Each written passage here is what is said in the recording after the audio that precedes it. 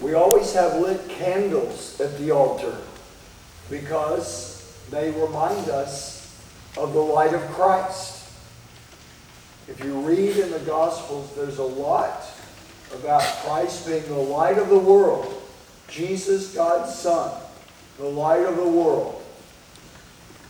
It's interesting, and I'm sure you know that Jesus, the Son of God, is spelled S-O-N. But it sounds exactly the same in English as the sun that probably isn't shining right now because it's raining, but the sun that comes up every day. And what's interesting, how many of you like science? I always loved to study science. I still like to study science because it's part of the wonder of creation that God has given us. And we can say scientifically that all light in the world comes from the sun. The big round circle that's in the sky, that's millions of miles away from the earth. All light comes from the sun. And you might think, well, Bishop, what about these lights? That's not sunlight. But if we think about it,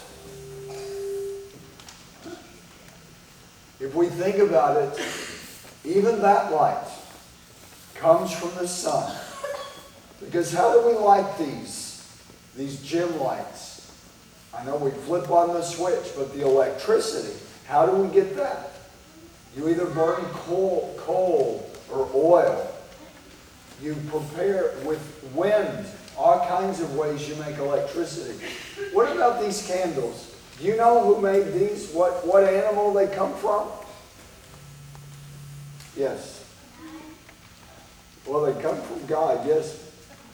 A bee. This is beeswax.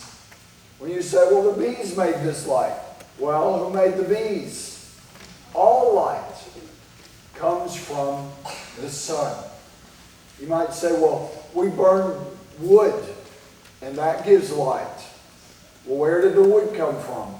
The sun allowed that tree to grow. So think about that. All the light in the world we can trace back to the source of energy for all of the world, which is the sun. And isn't it wonderful that the source of light and grace for everything we are as God's children comes from the sun. The Son of God. And that's what St. Lucy was willing to even die for, because she knew that no one could take the light of Jesus away from her. So as we continue the Mass, maybe you can look at these candles every now and then to be reminded. They represent that light of Jesus that St. Lucy died for. And we congratulate and pray for anyone who has the name Lucy in their name as we celebrate today. I know there's some Lucys in the school. And one last thing I wanted to talk about, since we're here in the gym, and like we've talked about, it's different. It's not the cathedral. But this is still an altar. Why is that?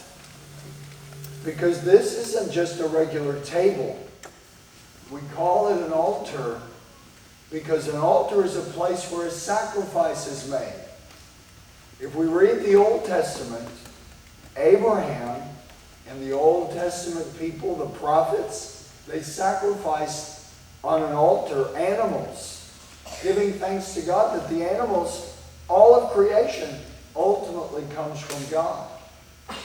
We don't sacrifice animals because Jesus is the Lamb of God. He gave himself to be the one-time sacrifice for all of us, to be nurtured by his life. So always remember, this is an altar, not just a table like you have at home. And at the cathedral and in other churches you may visit, the altar should be very special. It should be right in the center of the church. Like the cathedral, it's marble. If it's not marble, it should be beautiful wood or something that really says, this is special. And then on this altar, in a few moments, the bread and wine will be here, as we always do at Mass. And it really becomes the Son of God. That's what's wonderful about the Mass every time we celebrate, wherever we are. You know, one final thing I want to share. One of the most interesting places I ever celebrated Mass, that wasn't in a cathedral, wasn't even in a building. You know, one time I celebrated Mass on a boat. And it was a little interesting, because we had to make a makeshift altar and make sure it didn't tip over and everything, because boats are kind of rocky. But I was with the Boy Scouts on what they called sea base, and we were out in the middle of the ocean, but it was Sunday, and we knew we had to go to Mass. So I celebrated Mass on a boat. So to me, that's a reminder, we can celebrate with the bread and wine anywhere. We need to always do it respectfully, because it becomes a sacred place when we gather around even a makeshift altar for bread and wine to become the body and blood of Jesus. So here in this gem that's so much a part of your school day here at St. Gregory, what a blessing it is that now at this altar, Jesus is about to come once again in the bread and wine that becomes his body and blood.